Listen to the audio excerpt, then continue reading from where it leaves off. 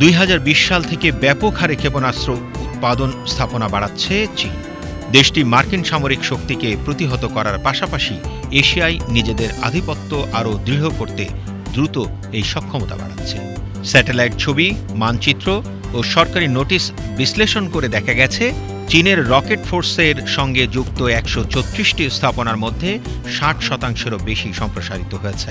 2020 সালের শুরু থেকে 2025 সালের শেষ পর্যন্ত এসব স্থাপনার আয়তন বেড়ে দাঁড়িয়েছে প্রায় 2,10,00,000 বর্গফুটে। সিএনএনের এক প্রতিবেদনে বলা হয়, গত 5 বছরে কৃষি জমি ও গ্রাম দখল করে নতুন উৎপাদন কেন্দ্র গড়ে তুলেছে চীন। চীনের নেতা শি জিনপিং ক্ষমতায় আসার পর থেকে সামরিক আধুনিকীকরণে বিপুল অর্থ বিনিয়োগ করেছেন।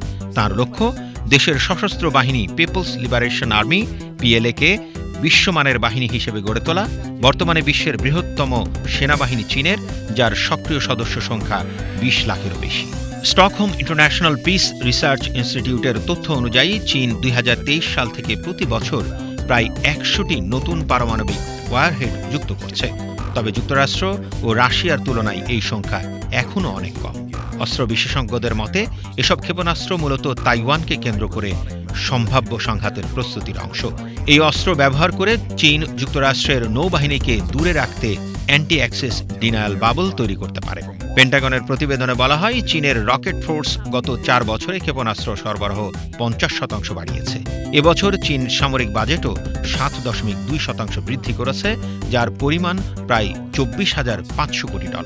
বিশেষজ্ঞদের মতে, নতুন এক শীতল যুদ্ধ শুরু হয়ে গেছে, যা যে কোনো সময় বাস্তব যুদ্ধে রূপ নিতে পারে।